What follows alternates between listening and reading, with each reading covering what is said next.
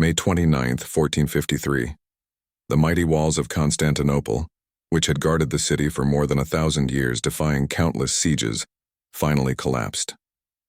These same walls had protected the last heartbeat of the Roman Empire. But on this day they fell. Sultan Mehmed II, only 21 years old, rode proudly through the shattered gates of the city that every Muslim ruler had dreamed of conquering since the time of the Prophet Muhammad. Historians call this one of the greatest turning points in human history, the end of the Byzantine Empire, the fall of the Eternal City, and the moment when the medieval world gave birth to the modern age. Yet buried beneath that triumph lies another story, one hidden for more than 5 centuries. A story that took place in the hours after the city fell, inside the chaos of conquest and the private halls of the imperial palace. It is the story of Princess Theodora, a young Byzantine noblewoman whose fate became so shocking, so politically dangerous that Ottoman chroniclers wrote about it in code. Byzantine survivors refused to speak of it, and later historians completely erased it from the record. What Sultan Mehmed II did to Princess Theodora was not ordinary conquest. It was not the simple spoils of war. It was something that tormented him for the rest of his life, something that changed how the Ottoman Empire would deal with Christian nobles for centuries to come. When the truth finally surfaced generations later, it shattered the image of the enlightened conqueror who supposedly ruled with mercy and respect. This is that story, and once you hear it, you'll understand why it was buried for over 500 years. Before we begin, I need you to do 3 things.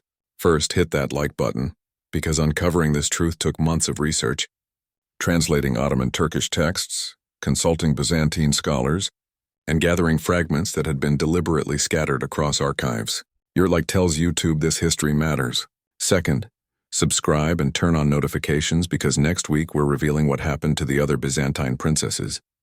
And yes, their stories are even more shocking.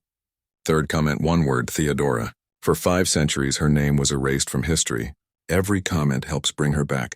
Now, let's return to the moment the walls fell, because in those first few hours, Theodora's destiny was sealed. The siege of Constantinople had lasted 53 relentless days. For 53 days the city endured the thunder of massive cannons, monstrous weapons designed by Mehmed himself, each one so huge it took 60 oxen to move and hundreds of men to operate. Day after day the ancient walls crumbled beneath stones weighing half a ton. Food ran out, defenders fell, and hope faded. After more than a millennium of survival, the city that had once ruled an empire was gasping its final breath. Emperor Constantine the Palaiologos, the last Roman emperor, knew the end had come. On the night of May 28th, he gathered his nobles and commanders inside the Hagia Sophia, the spiritual heart of Eastern Christianity for nearly 1,000 years. Orthodox and Catholics stood together, their old rivalries meaningless now. They prayed side by side as the Ottoman army prepared for the final assault. When the prayers ended, Constantine removed his imperial robes. "The city may fall," he said, "but I will not. I am the emperor, and I will die with the empire." And he did. At dawn, when the walls finally gave way, Constantine charged into battle alongside his soldiers. He was cut down in the chaos. His body was never identified. Some say it was decapitated and displayed, others that he died unrecognized among the fallen. Whatever the truth, with him died an empire that had begun with Augustus nearly 2,500 years earlier. But while the emperor chose death, others in his court chose survival, and this is where Theodora's story begins. Princess Theodora was not Constantine's daughter. He had none. She was connected to the imperial family through a maze of noble marriages, possibly a niece or cousin. The records are deliberately unclear, perhaps to shield the dynasty from the scandal that followed. What is known for certain is that she was young, between 14 and 17, and renowned for her beauty, even by Byzantine standards, where grace and charm were considered tools of politics. She was also unmarried, which was rare and significant. In the Byzantine world, princesses were usually married by 13 or 14 to strengthen alliances. Theodora's single status suggested something unusual. Either she was being reserved for a powerful political marriage, perhaps to a Western prince, or she had been promised to the church, meant to become a nun instead of a wife. Either possibility would soon make her fate even more tragic. When the walls fell, chaos consumed the city. Despite Ottoman accounts describing Mehmed's restraint, the truth was far darker. Soldiers who had fought for nearly 2 months, who had seen comrades die by the thousands, were unleashed with the promise of 3 days of plunder, the traditional right of victors under Islamic military law at the time. Mercy vanished. Historians estimate that between 4,000 and 30,000 people were killed that first day. Churches were desecrated, homes were looted, women were assaulted in the streets. The elderly and sick were slaughtered if they couldn't be sold as slaves. It was a nightmare repeated in every medieval conquest, but Mehmed had given specific orders. Find the imperial family, find the nobles, find the artists and scholars. They were worth more alive than dead, valuable for ransom, politics, or legitimacy. Capturing them would help Mehmed claim not just victory, but the title of Caesar of Rome. Meanwhile, panic spread among the Byzantines. Some nobles disguised themselves as servants, others hid in churches hoping for sanctuary. But the Ottoman troops showed no mercy. A few tried to flee by boat or secret tunnels. The palace complex itself was immense, a maze of gardens, halls, and hidden chambers built over centuries. When Ottoman soldiers finally reached it, flames were already rising. Some say the Byzantines had set fires themselves to destroy treasures before the invaders could claim them. Others believe the chaos caused accidental blazes. Either way, the palace burned. Under the command of Mehmed's closest officers, soldiers began searching the ruins. They carried lists, names, descriptions, and orders. Constantine was already dead, though they didn't yet know it. The patriarch was captured at the Hagia Sophia. Nobles were hunted room by room, and among the most sought after were the women of the imperial bloodline, especially the young unmarried ones, who could be used in marriage or ransom deals. This is where the sources begin to fragment deliberately. But when we align accounts from Ottoman, Byzantine, Venetian, and Genoese records, each biased in its own way, a chilling picture emerges. Theodora was eventually found hiding inside the palace complex. Some accounts describe her location as a women's chamber. Others say it was a small shrine dedicated to the Virgin Mary, and that's where the truth, or what remains of it, begins to unfold. The difference between where Theodora was found matters more than most realize. If she had been discovered in the women's quarters, she was simply a frightened noblewoman in hiding. But if it was inside a sanctuary, it meant something far deeper, that she had sought religious protection, or perhaps had already taken early vows as a nun. This ambiguity was likely intentional, allowing later historians to twist the story to suit their version of events. The soldiers who found her were janissaries, the Sultan's elite infantry. They were once Christian boys, taken from their homes as children, converted to Islam, and raised to serve the Sultan with absolute loyalty. Their past made them complicated men, torn between the faith they were born into and the empire they now defended. Toward Christian captives, they could show shocking mercy or ruthless cruelty, sometimes to prove their devotion by acting even more harshly than others. When the janissaries discovered Theodora, they immediately recognized her noble status. Everything about her, her poise, her clothes, the richness of her surroundings, revealed her high birth. And according to multiple accounts, her beauty was breathtaking. In Byzantine culture, beauty was an art of power, carefully cultivated through diet, grooming, and dress. Theodora would have possessed the pale skin admired by Byzantine nobles, elaborate hairstyles, and robes that still hinted at royalty even amid disaster. The janissaries faced a choice. They could claim her as their own prize, ransom her, sell her, or keep her as a slave, or they could obey orders and hand her over to their commanders. Reporting her meant a modest reward, but giving up an extraordinary fortune. Still, they chose to report her capture. That decision, seemingly simple, was rare enough that several chroniclers commented on it. It showed the soldiers understood she was too important to claim. Her identity, likely tied to the imperial family, made her property of the Sultan himself. So Theodora was escorted under heavy guard through the burning, blood-stained streets of Constantinople. Imagine it through her eyes. A teenage girl possibly devoted to the church, raised in the soft splendor of the imperial palace, now dragged through a city in ruin. She would have seen lifeless bodies lying in alleys, heard the screams echoing from looted homes, smelled smoke and ash thick in the air, and she would have known what awaited captured women, because every Byzantine noble did.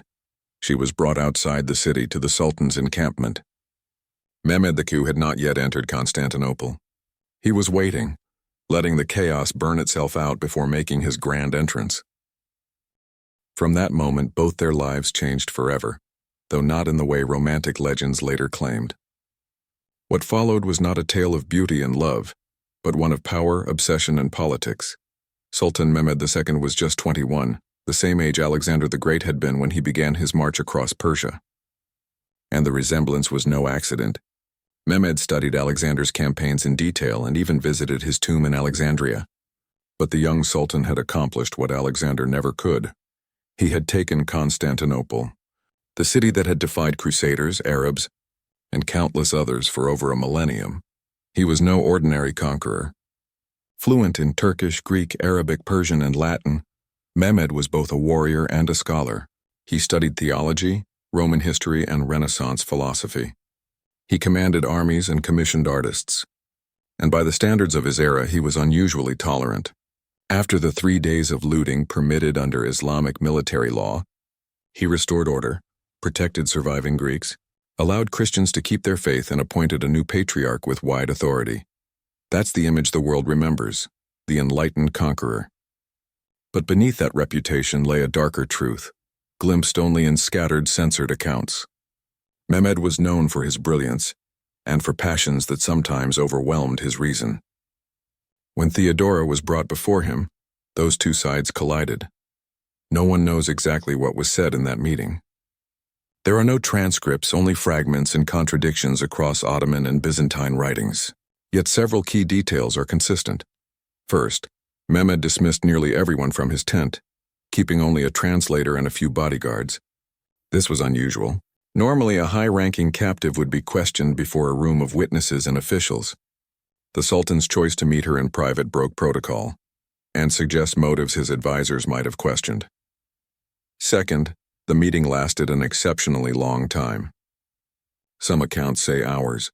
Others claim it stretched into the night. For a ruler who had just conquered one of the world's greatest cities, this was extraordinary. Mehmed should have been securing command, issuing orders, calming his troops. Yet he stayed with one captive girl. Clearly, something unusual was unfolding behind those tent walls. And third, when Theodora finally emerged, her treatment defied all logic.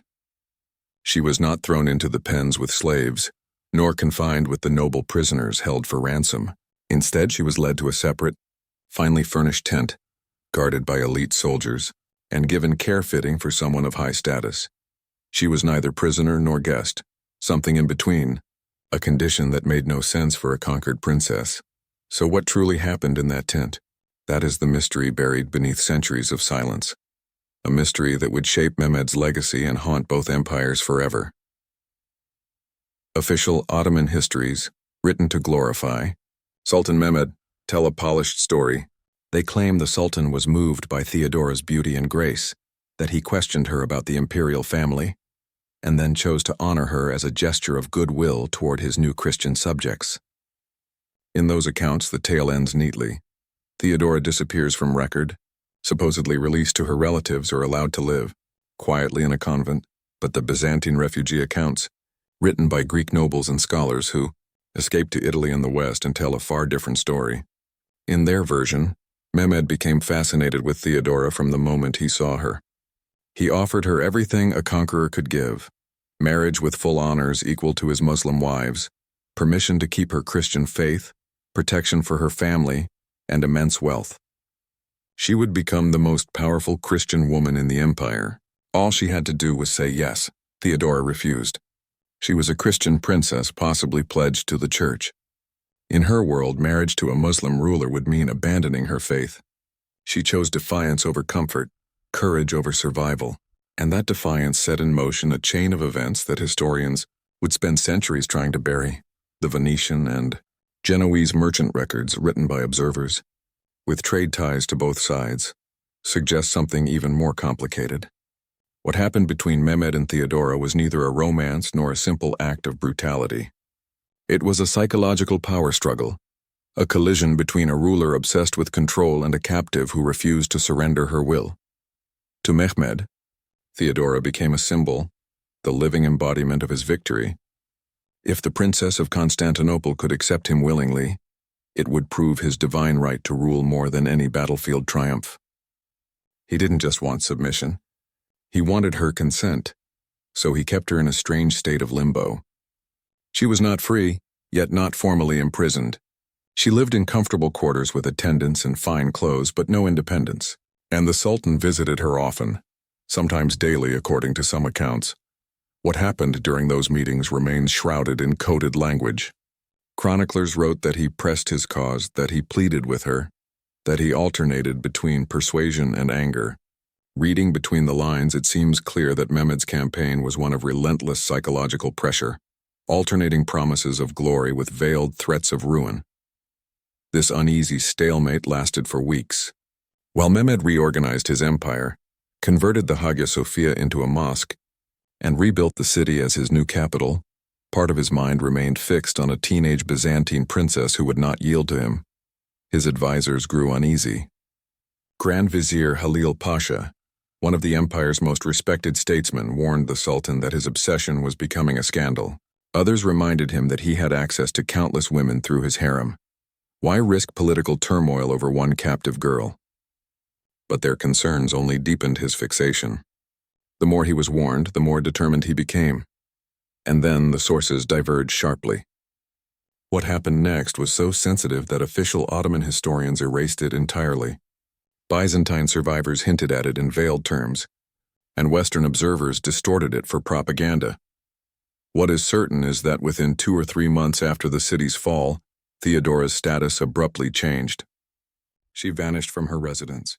Some records say she was transferred to the imperial harem at Topkapi Palace. Others claim she was taken to a secluded villa outside the city. A few even whisper that she was handed over to one of the Sultan's powerful allies. Then, something happened. Something serious enough to cause a crisis inside Mehmed's court.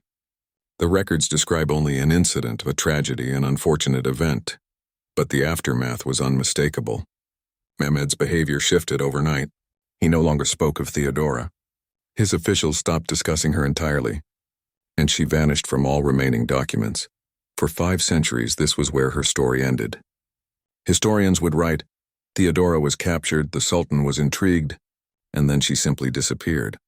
But in the 20th century, fragments began to surface, scraps of documents that Ottoman censors had missed, notes that Byzantine refugees had hidden in coded texts, and letters sent by Venetian spies written in cipher. When these pieces were assembled, a darker, more human story began to emerge. In 1923, nearly 470 years after Constantinople's fall, a Turkish historian named Halil İnalcık discovered a damaged manuscript in the Ottoman archives. It wasn't an official chronicle, but a private journal kept by a court physician during Mehmed II's reign. The physician's notes focused on health records within the palace, small, routine entries about illnesses and treatments. But one section, badly damaged by water and missing several pages, described treating a young noblewoman in late 1453 or early 1454. She was referred to only as the Byzantine captive.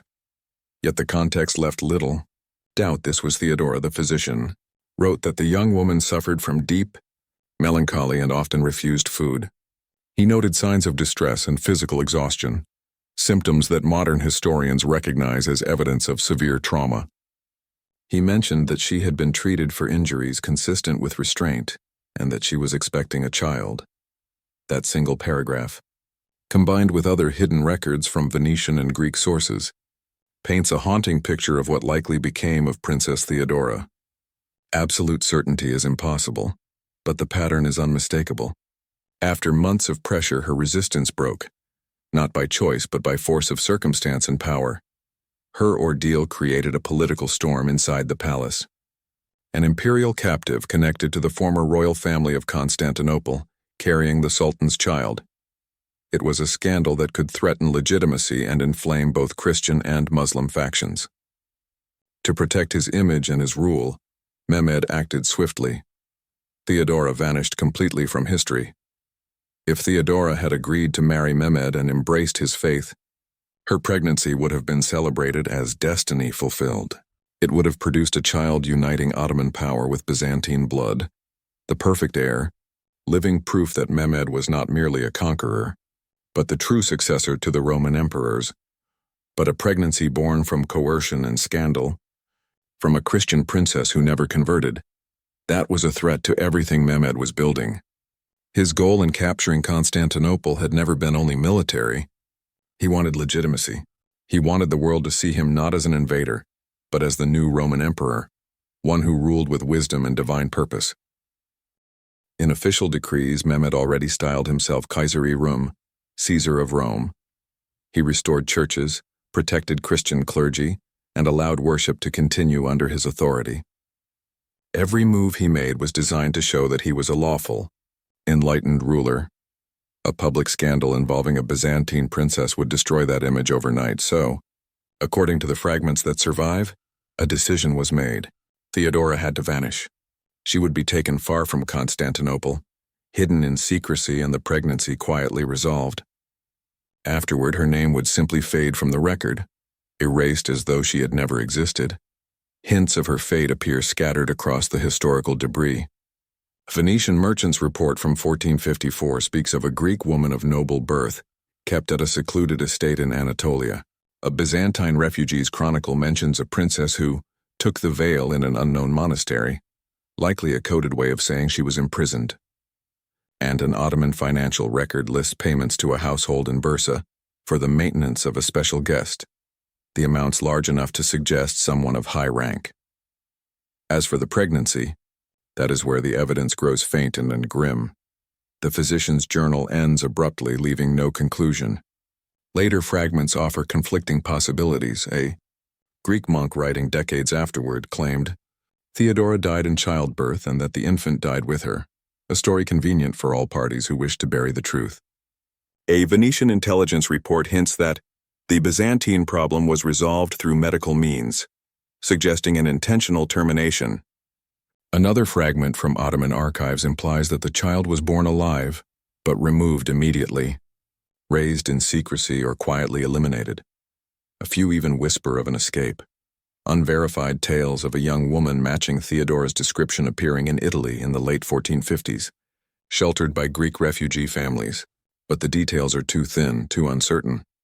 By 1455, one fact is undeniable. Theodora vanished entirely from history. No letters, no records, no mention of her name in any surviving Ottoman, Byzantine, or Western document. She was erased, and that erasure was no accident.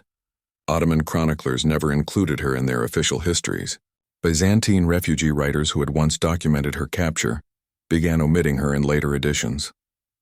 Copyists deliberately removed passages mentioning her name. Even Western writers who once spread the rumor quietly corrected or deleted those sections in later printings. Why such complete silence?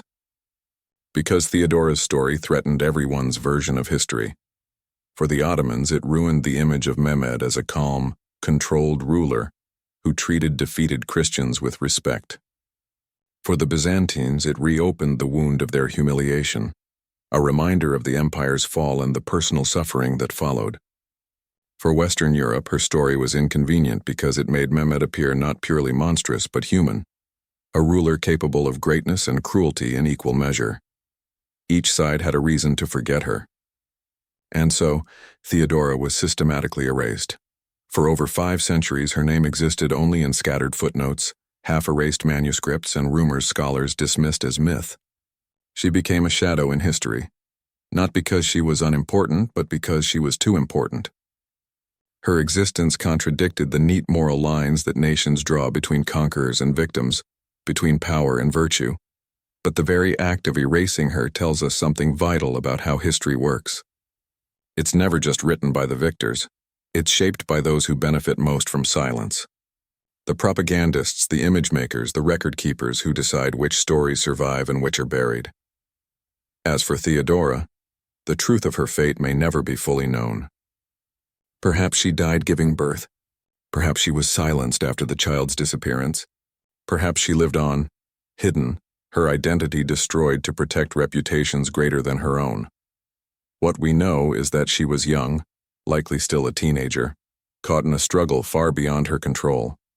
She became the human cost of empire, the living symbol of how conquest devours both the powerful and the powerless. She resisted as long as she could, and when her strength finally broke under the weight of politics, power, and fear, her story was buried by those who stood to gain from forgetting. For centuries, no one spoke her name. But today we can. The fall of Constantinople changed the world forever. But not every victory was glorious. For Theodora and for thousands of other women whose stories were silenced by history, it was the beginning of suffering the world chose to ignore. They deserve remembrance. They deserve to be seen even in fragments, because history's greatest injustice isn't what people did. It's what they tried to make us forget.